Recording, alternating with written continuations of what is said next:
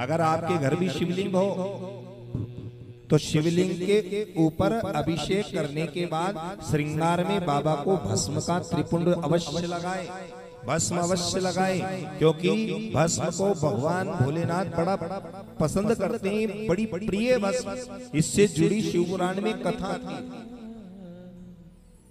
एक जंगल में पति पत्नी रहते थे और दोनों भगवान शिव जी के भक्त थे, लेकिन जंगल में रहते थे, शिवलिंग कहीं था नहीं, इतनी दूर मंदिर था कि वहां जाना पड़ता था और उस मंदिर में उनके अलावा कोई जाता ही नहीं था। तो पत्नी बड़ी आस्तिक थी, बाबा की भक्त थी। उसने अपने पति से कहा, प्राणनाथ, ये जंगल में जो मंदिर है यहाँ कोई ना जल चढ़ाने आता है, ना कोई भगवान को बेलपत्र चढ़ाता है, क्यों नहीं ये शिवलिंग ही हमारे घर लेके चले हम, ताकि कम से कम मैं अपनी कुटिया में रोज जल चढ़ाऊंगी, रोज दूध चढ़ाऊंगी, रोज सेवा पूजन अर्चन करूंगी, मुझे रोज भगवान की बाबा की भक्ति तो मिल जाएगी। उसका पति हट्टा कट्टा था, उसने वो शिवलिंग उठा ली केवल इस भावना से कि कम से कम मेरी पत्नी रोज मेरे साथ बैठकर भगवान का पूजन अर्चन अभिषेक तो करेगी, इसका मन है तो इसका मन में अवश्य रखूंगा। वो शिवलिंग उसने उठाया और अपनी कुटिया में लेकर आने लगा।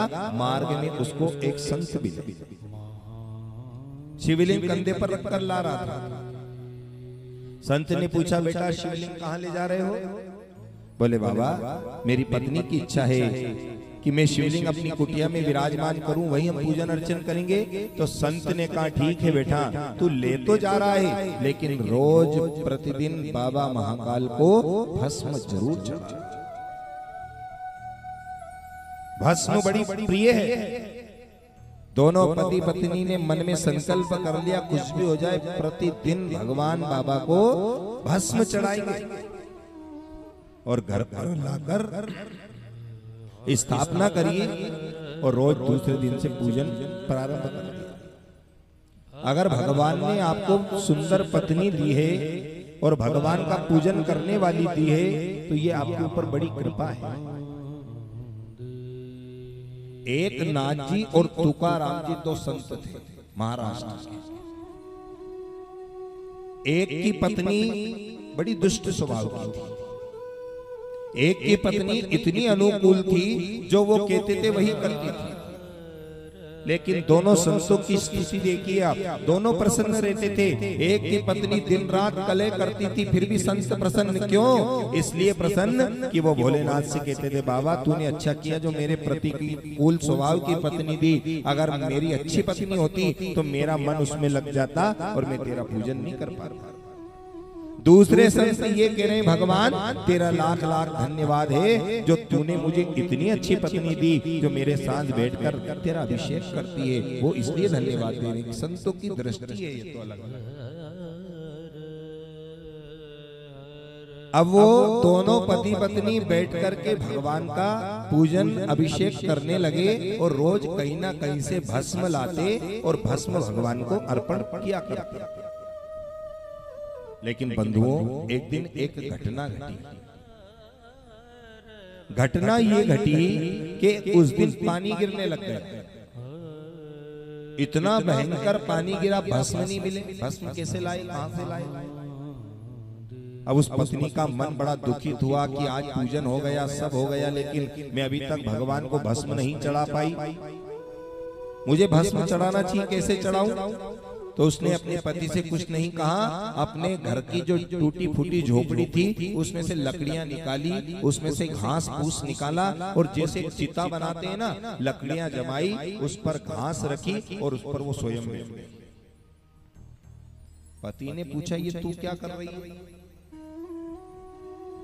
उसने कहा, आपको मेरी कसम, आप कुछ नहीं बोलोगे, आप मैं जो कहूं वो करो, आपको मेरी कसम, आपको इस चिता में आग लगाना पड़ेगा और जब मैं जल जाऊंगी और मेरी शरीर से जो चिता से भस्म निकलेगी वो मेरे बाबा विश्वनाथ को अर्पण कर देना, मेरी पूजन सार्थक हो जाएगी, सफल हो जाएगी।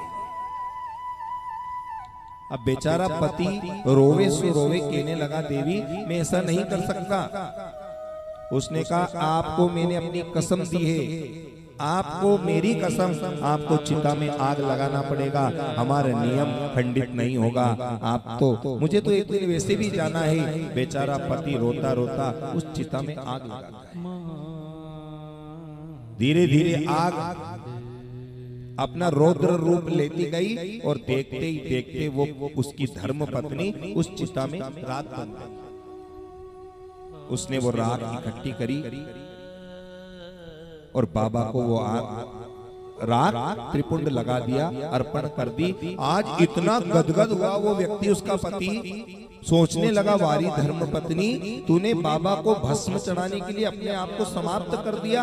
एक तो इसलिए गदगद होकर नाचने लगा और सोचने लगा कि वाह धर्म पत्नी, कम से कम तेरी राख मेरे बाबा को चढ़ गई। और इतना नाचने लगा, इतना नाचने लगा, उसी शिवलिंग से मेरे देवादिदेव महादेव पशुपतिनाथ प्रकट हो गए। बोलिए पशुपतिनाथ भगवान की जय। उसके सिर पर हाथ रखा, कहा बेटा जरा पीछे देख। और जैसे ही उसने पीछे देखा तो क्या देखा, वही उसकी पत्नी जो राख हो गई थी वो उधर से चली आ रही है और अपने पति के गले लग गई और कहने लगी देखो ये देवादिदेव महादेव की कृपा है जो मुझे पुनः जिंदा कर दिया, जीवित कर दिया बाबा ने।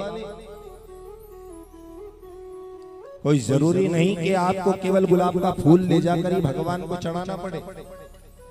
अरे आप प्रेम से एक दल, एक बिलपत्र, एक तुलसी का दल भी अगर आप भगवान को चढ़ा देते हैं तो मेरे ठाकुर जी उसको स्वीकार कर लेते हैं।